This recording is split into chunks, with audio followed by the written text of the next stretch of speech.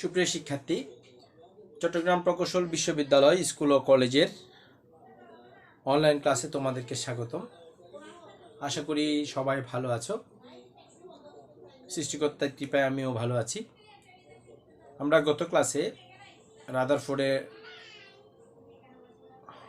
Alpha কণা বিচ্ছুরণ পরীক্ষা নিয়ে আলোচনা করেছিলাম তথা নিউক্লিয়াস আবিষ্কার নিয়ে। সেখানে আমরা কিছু স্বীকার্য পড়েছিলাম, একটু মনে করিয়ে দেওয়ার চেষ্টা করি। অধিকাংশ আলফা কণা পরমাণু নিউক্লিয়াস ভেদ করে জিঙ্ক সালফাইড পর্দাকে আলোকিত করে। কিছু সংখ্যক আলফা কণা পূর্বের পথে জিঙ্ক সালফাইডকে আলোকিত করার সময় দিক পরিবর্তন করে জিঙ্ক সালফাইডকে আলোকিত করে, আর খুব অল্প সংখ্যক আলফা কণা বিপরীত দিকে ফিরে আসে। সেখান থেকে আমরা কিছু ডিসিশন দিয়েছিলাম: পরমাণুর অধিকাংশ স্থানে ফাঁকা, পরমাণুর মোটা আয়তনের তুলনায় নিউক্লিয়াসের আয়তন অতীব নগণ্য, পরমাণুর কেন্দ্রে ধনাত্মক চার্জ বিশিষ্ট, তারপর পরমাণুর কেন্দ্রে একটি ভারী বস্তু বিদ্যমান যেটার নাম নিউক্লিয়াস ইত্যাদি সিদ্ধান্ত দিয়েছিলাম। এই সিদ্ধান্তের উপর ভিত্তি করে বিজ্ঞানী রাদারফোর্ড 1911 সালে পরমাণুর মডেল সম্পর্কে একটি প্রস্তাবনা প্রদান করেন, যা রাদারফোর্ডের পরমাণু মডেল নামে স্বীকৃত। আমরা গত ক্লাসের টপিকের উপর ভিত্তি করে দুটি অনুধাবনমূলক প্রশ্ন পড়ে আজকে রাদারফোর্ডের পরমাণু মডেলটা আলোচনা করার চেষ্টা করব। তো অনুধাবনমূলক প্রশ্ন আলোচনা করার চেষ্টা করি। পরমাণুর কেন্দ্র ধনাত্মক চার্জ বিশিষ্ট কেন? কোয়েশ্চেনটা দুভাবে আনসার করা যায়। প্রথম আনসারটা হচ্ছে এরকম: আমরা জানি পরমাণুর কেন্দ্রে সাধারণত প্রোটন এবং নিউট্রন অবস্থান করে। প্রোটন হচ্ছে ধনাত্মক চার্জ বিশিষ্ট, এই যে প্রোটন হচ্ছে ধনাত্মক চার্জ বিশিষ্ট এবং নিউট্রন হচ্ছে চার্জবিহীন কণিকা। এই জন্য পরমাণুর কেন্দ্র ধনাত্মক চার্জ বিশিষ্ট। আবার বলতে পারি আলফা কণা বিচ্ছুরণ করার সময় ম্যাক্সিমাম আলফা কণা ভেদ করে গিয়েছিল, কিন্তু কেন্দ্র বরাবর কিছু সংখ্যক আলফা কণা জিঙ্ক সালফাইডকে আলোকিত করার সময় তাদের দিক পরিবর্তন করে জিঙ্ক সালফাইড পর্দাকে আলোকিত করতে পারে। যেহেতু আলফা কণাগুলো ধনাত্মক চার্জ বিশিষ্ট এবং এক্ষেত্রে কেন্দ্র বরাবর এরা বিকশিত হয়, আমরা জানি ধনাত্মক চার্জ বা সমধর্মী চার্জ পরস্পরকে বিকর্ষণ করে। যেহেতু আলফা কণা ধনাত্মক চার্জ বিশিষ্ট এবং কেন্দ্র বরাবর গিয়ে এরা বিকশিত হয়, সেজন্য ধনাত্মক চার্জকে বিকশিত করতে পারে, সেজন্য পরমাণুর কেন্দ্র ধনাত্মক চার্জ বিশিষ্ট। আবার আরেকটা কোশ্চেন আসতে পারে, পরমাণুর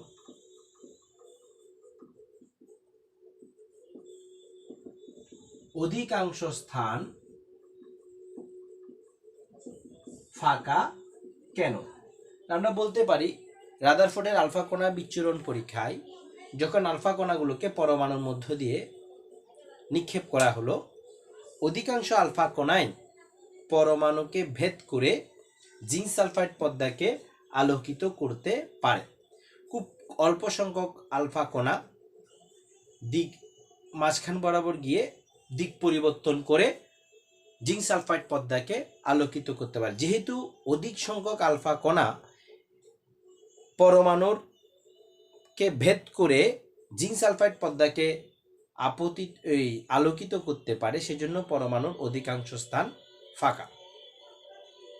পরবর্তী কোয়েশ্চেন, পরমাণুর নিউক্লিয়াস ভারী কেন? তাহলে আমরা বলতে পারি রাদারফোর্ডের আলফা কণা বিচ্ছুরণ পরীক্ষায় কেন্দ্র বরাবর খুবই অল্প সংখ্যক আলফা কণা কেন্দ্র বরাবর গিয়ে ধাক্কা খেয়ে পূর্বের পথে ফিরে আসে। সাধারণত সংঘর্ষ তত্ত্বের নিয়ম অনুযায়ী একটা হালকা বস্তু তার তুলনায় ভারী কোনো বস্তুর সাথে সংঘর্ষে লিপ্ত হলে হালকা বস্তুটি পূর্বের পথে ফিরে আসে। যেহেতু আলফা কণা হচ্ছে 4 2Ac2+, অর্থাৎ এর ভর সংখ্যা হচ্ছে 4, এটি খুব হালকা একটি পরমাণু। যেহেতু আলফা কণা বিচ্ছুরণ পরীক্ষায় কেন্দ্র বরাবর আলফা কণাগুলো পূর্বের পথ ধাক্কা গিয়ে পূর্বের পথে ফিরে আসে, সেহেতু আলফা কণা তার তুলনায় কেন্দ্র বরাবর ভারী কোনো বস্তুর সাথে সংঘর্ষে লিপ্ত হতে পারে বিধায় এই আলফা কণা পূর্বের পথে ফিরে আসতে বাধ্য হয়। এই জন্য আমরা বলতে পারি পরমাণুর নিউক্লিয়াস ভারী।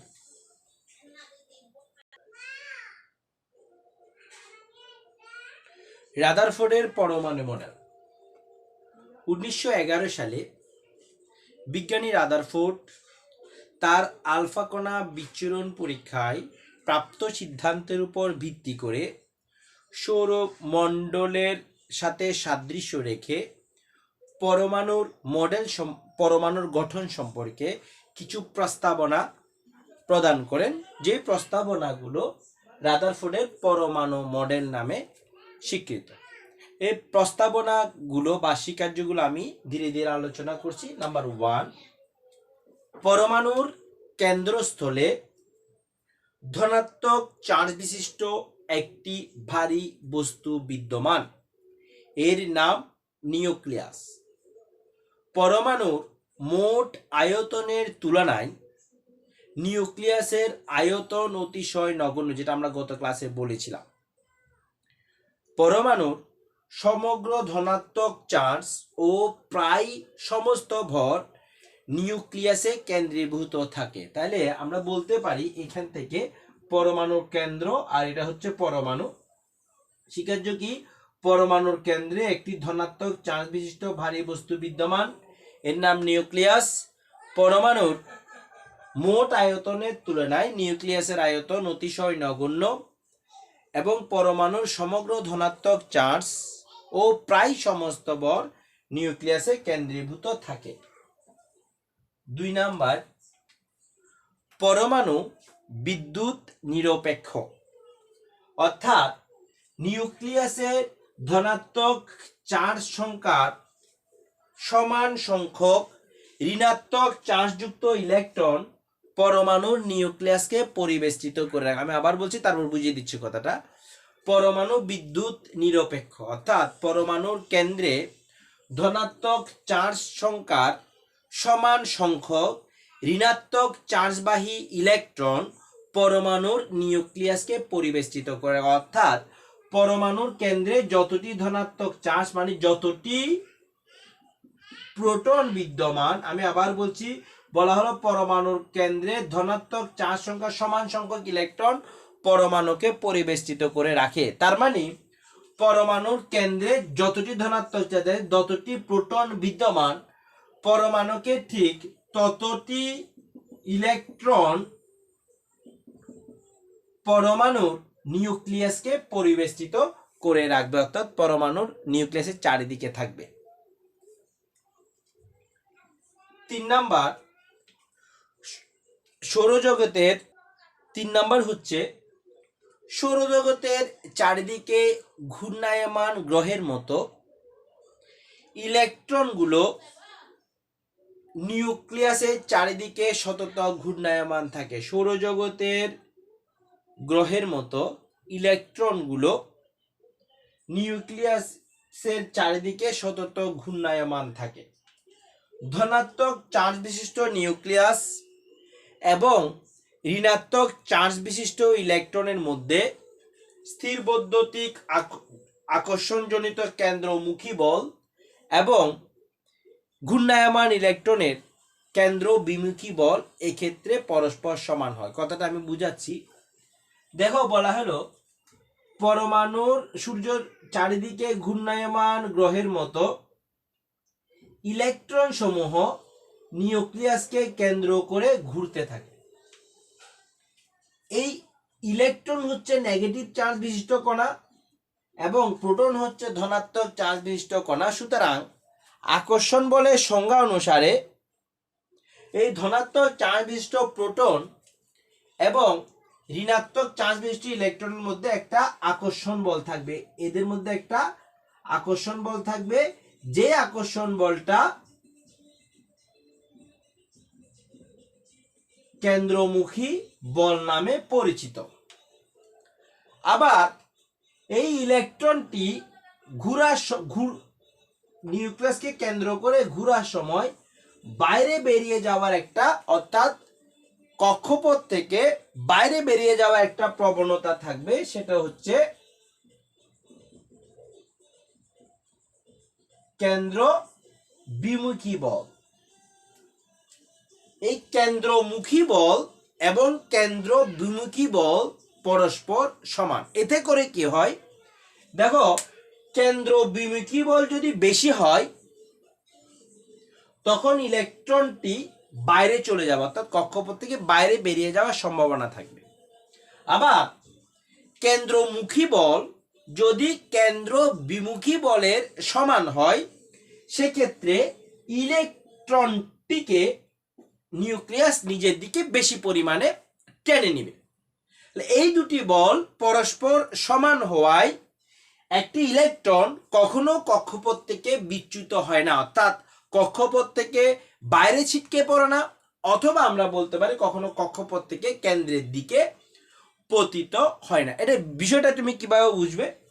মনে করো তুমি একটা মার্বেলকে বব, একটা সরল দোলকের বব নিই, যার আংটার মধ্যে এরকম একটা বব নিয়ে, এখানে একটা আংটা আছে, একটা আংটার মধ্যে ঝুলিয়ে তুমি হাত দিয়ে ঘুরাতে থাকবে।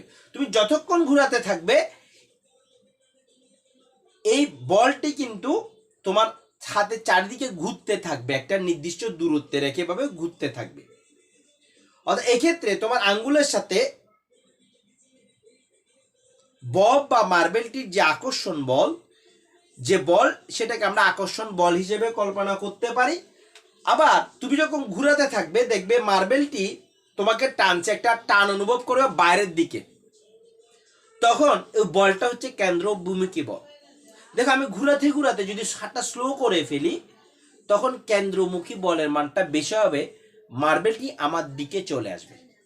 কিন্তু ঘুরাতে ঘুরাতে যখন হঠাৎ করে একটা কাঁচি দিয়ে সুতাটা কেটে দিব তখন দেখবে মার্বেলটা বাইরে ছিটকে পড়ছে। অর্থাৎ এক্ষেত্রে তোমার আঙ্গুলের সাথে মার্বেলের কোনো আকর্ষণ বল না, অর্থাৎ কেন্দ্রমুখী বলটা জিরো, কিন্তু কেটে দেওয়ার ফলে ওই যে বাইরে বেরিয়ে যাওয়ার একটা প্রবণতা ছিল, ওই কেন্দ্র বিমুখী বলটা বেশি হয়, মার্বেলটি বেরিয়ে যায়। তার মানে এখানে মার্বেলের সাথে আঙ্গুলের যে বলটি ছিল সেটা হচ্ছে কেন্দ্রমুখী বল, যেটা ইলেকট্রন এবং নিউক্লিয়াসের মধ্যে আকর্ষণ বল হিসেবে কাজ করে। আর কেটে দেওয়ার ফলে যখন মার্বেলটি বাইরে যাওয়ার যে প্রবণতা দেখালো সেটা হচ্ছে কেন্দ্র বিমুখী বল।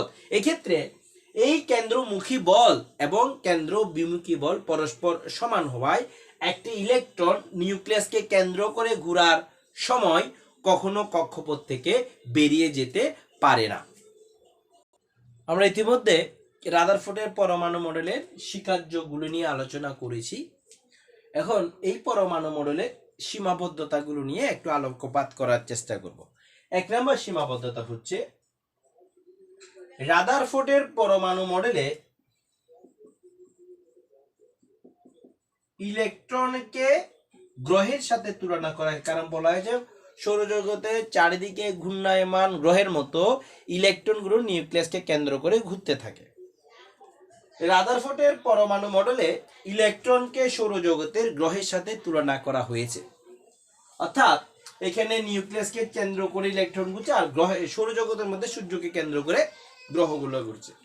কিন্তু গ্রহের সাথে ইলেকট্রনকে তুলনা করা হলেও গ্রহ হচ্ছে চার্জ নিরপেক্ষ, অর্থাৎ চার্জবিহীন, কিন্তু ইলেকট্রন ঋণাত্মক চার্জ বিশিষ্ট। অপরপক্ষে সৌরজগতের যে গ্রহগুলো বিদ্যমান ওই গ্রহগুলোর মধ্যে মহাকর্ষ বলের মতো আকর্ষণ বল বিদ্যমান। আবার বলছি, সৌরজগতের গ্রহগুলো চার্জ নিরপেক্ষ কিন্তু ইলেকট্রন ঋণাত্মক চার্জ বিশিষ্ট কণা। অপরপক্ষে সৌরজগতের গ্রহগুলোর মধ্যে মহাকর্ষ বল বা মহাকর্ষণজনিত আকর্ষণ বল বিদ্যমান, কিন্তু ইলেকট্রনগুলো সম চার্জ বিশিষ্ট হওয়ায় ইলেকট্রনগুলো এক্ষেত্রে পরস্পরকে বিকর্ষণ করে। এরপর 2 নাম্বার, ম্যাক্সওয়েলের তড়িৎচুম্বকীয় তথ্য অনুসারে কোনো চার্জবাহী কণিকা যখন বৃত্তাকার কক্ষপথে ঘুরতে থাকে কণাটি ক্রমাগত শক্তি বিকিরণ করতে করতে কেন্দ্রে পতিত হওয়ার একটা সম্ভাবনা থাকে। আবার বলছি, ম্যাক্সওয়েলের তড়িৎচুম্বকীয় তত্ত্ব অনুসারে কোনো চার্জবাহী কণিকা বৃত্তাকার কক্ষপথে ঘূর্ণনের সময় ক্রমাগত শক্তি বিকিরণ করতে থাকবে, ফলে ক্রমাগত শক্তি হারাতে হারাতে ওই ইলেকট্রনটি ক্রমাগত শক্তি হারাতে হারাতে কেন্দ্রে পতিত হবে। সুতরাং ঋণাত্মক চার্জ বিশিষ্ট ইলেকট্রন যেহেতু একটি ঋণাত্মক চার্জ বিশিষ্ট কণিকা, সেহেতু ওই তত্ত্ব অনুসারে ইলেকট্রনও ধীরে ধীরে শক্তি বিকিরণ করতে করতে এক সময় কেন্দ্রে পতিত হবে। অর্থাৎ পরমাণুর শক্তি স্তর থেকে ইলেকট্রনগুলো ক্রমাগত শক্তি বিকিরণ করতে করতে পরমাণুর নিউক্লিয়াসে পতিত হবে। অর্থাৎ তখন রাদারফোর্ডের পরমাণু মডেলটি একটি অস্থায়ী পরমাণু মডেলে পরিণত হবে। কিন্তু এক্ষেত্রে ইলেকট্রন সমূহ শক্তি বিকিরণ করে কখনোই কেন্দ্রে পতিত হয় না।